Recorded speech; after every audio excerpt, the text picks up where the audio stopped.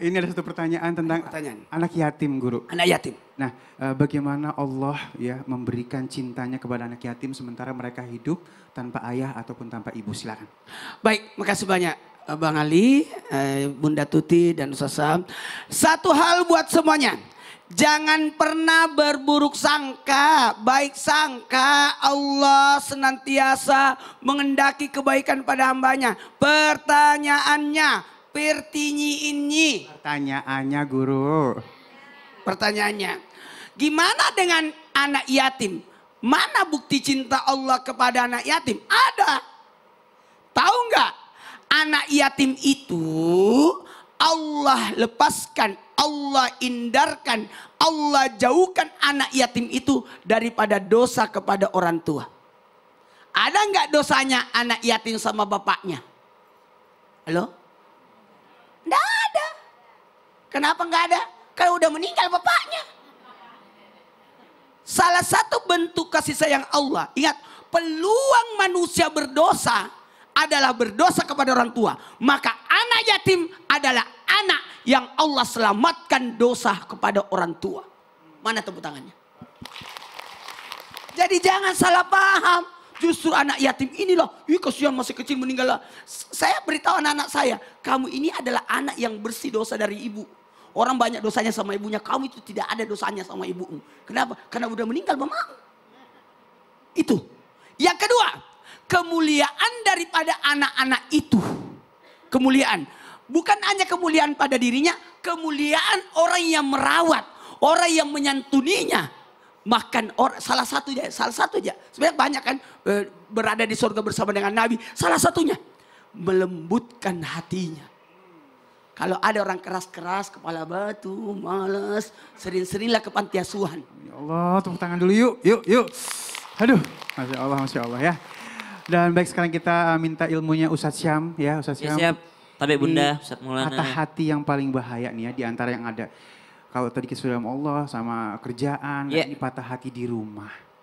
Ya, kalau udah patah hati di rumah berantakan nih semua ke depannya. Patah hati sama orang tua, patah hati sama adik, sama kakak, ngerasa nggak adil. Atau mungkin ada sesuatu perlakuan yang akhirnya tidak sesuai dengan keinginannya. Nah, untuk menyikapi ini gimana nih Guru? Silakan. Baik, bagaimana agar tidak dendam terhadap saudara? Tapi guru-guruku, jamaah di studio, jamaah di rumah, mari kita buka Al-Quran surah Al-Hujurat ayat 10. أعوذ بالله من الشيطان الرجيم بسم الله الرحمن الرحيم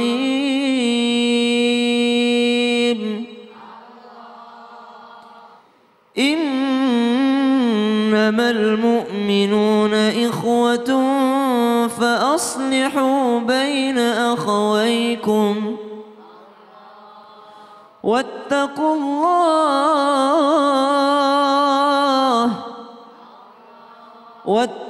الله لعلكم ترحمون.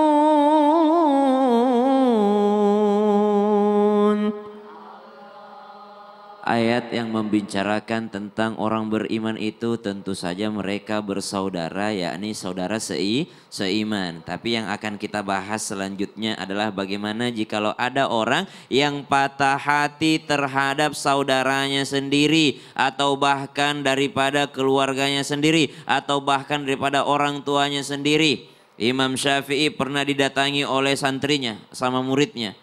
Waktu datang orang-orang ke pengajian beliau.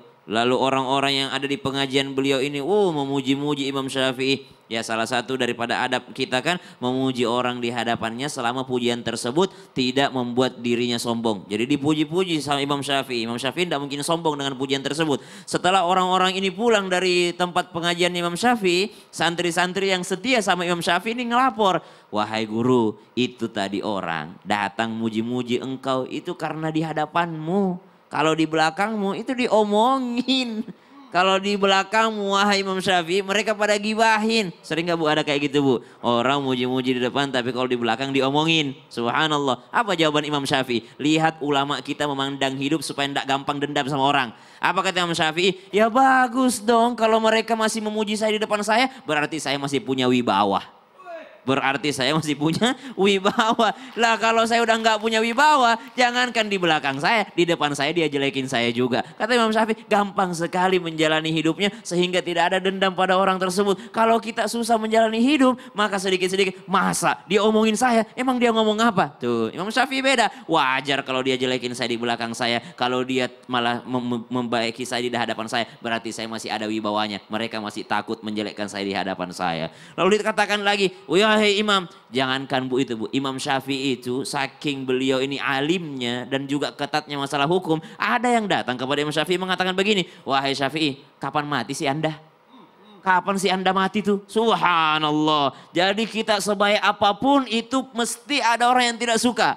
Imam Syafi'i kurang sempurna apa? Kurang baik apa? Akhlaknya mengikuti akhlak Nabi SAW. Ada yang datang kepadanya. Wahai Syafi'i, lo mati kapan sih? Subhanallah. Itu pasti akan ada yang membuat kita akan mudah merasa dendam, merasa patah hati, merasa sakit hati. Apalagi yang ngomong seperti itu adalah saudara sendiri. Dikatakan Imam Syafi'i, sebahagian orang dari kampung ini sebenarnya tidak suka sama kamu. Sebenarnya Syafi'i, orang di sini tidak suka sama kamu. Apa jawaban simpelnya Imam Syafi'i supaya tidak patah hati dan supaya tidak dendam? Kata Imam Syafi'i, kata beliau, oh ada yang tidak suka sama saya? Iya, oh kalau begitu saya merdeka dari mereka. Lah maksudnya gimana? Karena biasanya kalau yang benci sama saya tidak mungkin datang kepada saya pinjam dulu 100. Tidak mungkin. Yang datang sama kita pinjam dulu 100 itu orang yang dekat sama kita. Orang yang sedang mencintai kita. Tapi kalau orang yang ada dendam sama kita, ada benci sama kita, saudara yang tidak senang sama kita, tidak mungkin saudara itu datang. Bos pinjam dulu silaturahmi dulu biar tidak terputus, pinjam dulu 100. Tidak mungkin. Berarti Imam Syafi'i, berarti kalau ada yang tidak suka sama saya merdeka dari mereka. Subhanallah. Cara pandang hidupnya para ulama supaya tidak gampang patah hati sama orang, supaya tidak gampang dendam sama saudara sendiri. Kalau semuanya dibikin ruwet, semuanya harus suka sama kita, semuanya harus senang sama kita, tidak boleh orang yang berakhlak buruk sama kita, maka susah kita mengamalkan yang namanya al-ihsan. Apa itu al-ihsan? Berbuat baik kepada orang yang telah berbuat buruk kepada kita. Ada seseorang datang kepada Nabi SAW, ya Rasulullah, saya sambung silaturahmi, tapi itu saudaraku nah bombe kak. Bombe itu dia malah putusin silaturahmi sama saya. Saya sambung silaturahmi, dia putusin silaturahmi. Saya bersedekah padanya, dia pelit sama saya. Saya senyum padanya, dia jutekin saya. Ini orang datang sama Nabi SAW mengadu seperti itu. Apa jawaban Nabi SAW? Cukuplah kebaikanmu itu seperti engkau memakankan ataupun menyuapinya debu dari neraka. Dijelaskan apa maknanya dari Nabi SAW ini? Maksudnya adalah orang kalau kita tetap berbuat baik meskipun dia buruk sama kita, itu sama saja kita membungkam dia dengan api neraka. Artinya kita tetap dalam keadaan aman, justru dianya yang tidak aman. Makanya nggak ada dendam karena kita merasa aman, justru dianya yang tidak aman. Makanya kalau kita menjalani kehidupan tidak mesti semua orang senang dengan kita. Kalau mau nggak patah hati, kitanya yang hidup simple, jangan maksain semua orang suka sama kita. Keren banget. Makasih gue udah tepuk tangan yuk. Jangan maksain semua orang untuk suka sama kita. Yang mudah-mudahan jadi berkah ke depannya. Amin. Dan sekarang kita masuk segmen Tanya Dong Ustadz. Kami semua tanya dong Ustadz. Siapa yang mau nanya? Yang paling semangat. Yuk. Assalamualaikum warahmatullahi wabarakatuh. Waalaikumsalam warahmatullahi wabarakatuh. Perkenalkan nama saya Bu Nengsi dari Pangalengan, Bandung, dari Majelis Taklim Salahul Huda. Saya mau bertanya kepada Ustadzah. Oh Ustazah. Bunda? Ya. Oh baik. Ya. Silakan nih Bu, apa pertanyaannya Bu? Emang benar Ya. Tentang apa benarnya? tentang dikir. Oh, zikir. Perbanyak dikir Baik, itu bisa mengobati hati yang terluka. Masya Allah, hati yang terluka. Ibu sedang terluka. Baik, mohon izin. Masya Allah, insya Allah. Warahmatullahi wabarakatuh. Tepuk tangan dulu buat Ibu ya. Warahmatullahi Silakan. wabarakatuh. Baik, terima kasih Bang Zainal. Mohon izin Ustaz Maulana, Nak Syam. Bismillahirrahmanirrahim. Subhanallah, ketika kita merasakan hati gelisah. Ibu pernah gak merasakan hati gelisah? Gelisah, hati gelisah. Pernah? Berarti hati kita gelisah gak tenang? Mau tidak hati kita tenang? Oke, di mana letaknya atau kedudukan Allah di hati kita? Nah itu aja pertanyaannya. Jikalau Allah selalu berada di atas segala apapun, di hati kita tidak pernah tergeserkan dengan apapun, maka ketenangan batin akan kita rasakan. Apa firman Allah? Kita lihat ya di dalam surat Ar-Ra'd ayat 28. Bismillahirrahmanirrahim. Alladzina amanu, orang-orang yang beriman, wa tatma'innu qulubuhum, dan hati mereka, di sini orang-orang yang beriman tuh beriman kepada Allah, beriman kepada Rasulullah. Di dalam hati mereka bidzikrillah, menjadi tentram, menjadi tenang dengan mengingat Allah. Zikru itu adalah mengingat Allah. Maka kalau kita ingin hatinya tenang, tidak gelisah, apalagi sedang dalam keadaan masalah, atau kita terluka, atau dalam penderitaan, jangan takut. Sebut Allah, panggil Allah. Terus sebut Allah dalam detak jantung kita, Allah, Allah. Dengan kita berzikir maka hati kita akan tenang. Orang yang tenang itu tidak takut apapun. Ala bidzikrillahi tatmainnul qulub. Bukankah dengan zikir itu akan menjadikan hati kita tenang? Makanya Bunda, kalau hati kita gundah gelana, gelisah, jangan takut, cepat berwudu, ambil Al-Quran. Kita berkomunikasi dengan Allah, langsung membaca ayat-ayat Allah. Kenapa? Karena Al-Quran akan menjadi syifaun dawaun. Ketika kita membaca per ayat, Masya Allah, kita lihat terjemahnya, apa kandungan isinya, ya Allah. Disitulah Allah akan memberikan pencerahan kepada hati kita, ketenangan kepada hati kita. Pernah gak ketika kita mengaji, membaca Al-Quran sampai ketiduran, pernah tidak? Ada gak kita membaca Quran tetapi kita tidur? Tapi kita ngantuk, ada gak yang pernah begitu? Pernah gak kita ngaji dari suaranya lantang sampai suaranya serak? Ada gak? Dari lantang sampai serak ada? Oh, Masya Allah. Apalagi kalau kita mendawamkan. Satu hari satu ayat. Kalau bunda-bunda banyak waktu, tolong. Kalau kita memegang handphone 2 jam, usahakan 2 jam baca Quran. Nah loh, bisa tidak begitu? Kalau kita memegang handphone 1 jam, kalau bisa usahakan baca Quran juga 1 jam. Jangan terbalik nih, kita nih sekarang semuanya kadang-kadang terfokus dengan handphone. Kalau kita tidak lihat, punten, hiburan di salah satu aplikasi itu rasanya gatal gitu ya. Tetapi kalau melihat Al-Quran ya di atas lemari gitu ya, nggak pernah gatal itu, tidak pernah penasaran itu, betul. Padahal kalau kita pikirkan ya, ketenangan itu akan timbul, akan Allah berikan dengan membaca ayat-ayat Allah, betul apa tidak? Dan itu akan dirasakan bagi orang yang membacanya. Kenapa? Karena kegalauan hati itu adalah ujian. Bisa jadi karena kita jarang berzikir. Afdalul dzikri fa'lam annahu la ilaha illallah.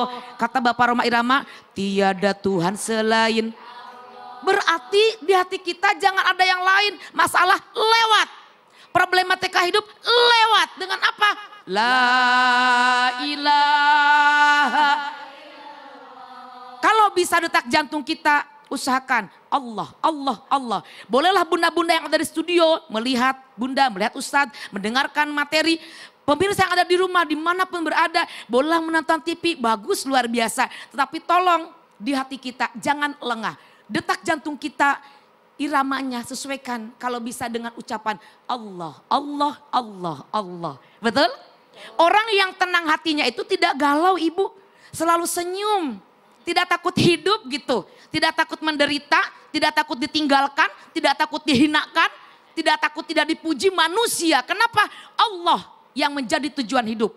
Kan kita dalam sholat, Qul inna sholati wa nusuki wa mahyaya wa mamati lillahi rabbil alamin. Masya Allah. Masya Allah. Begitu Bang. Ya terima kasih Bunda ilmunya. Sama-sama. Ya. Nah sekarang kita mau lihat nih yang selanjutnya, yang jelas kalau misalnya yang gimana gimana gitu. yang nggak betul siapa? Kenapa nggak betulnya? Ntar saya ijab kabul atu-atu nih. Bang Ali nge-PHP-in. PHP? PHP? Ada apa? PHP itu apaan? Oh, jadi begitu. Jadi kata si ibu itu, Bobo sini. Iya. Sini. Habis laporan kabur aja. Katanya si ibu itu tanda cintanya Allah kepada hambanya itu dengan diberikan sakit. Nah, jadi gimana tuh? Jadi istilahnya kalau misalnya sakit jadi pengugur dosa ya. Kita tahan dulu deh ya. Kita sikapi dulu yang satu ini ya. Jangan kemana-mana, tetap sama kami di Islam itu ndak. Jamaah. Alhamdulillah. Kalau ngomong jangan bisik-bisik dong, jadi salah sangka nih kita nih. Kalau ngomong langsung aja ke orang.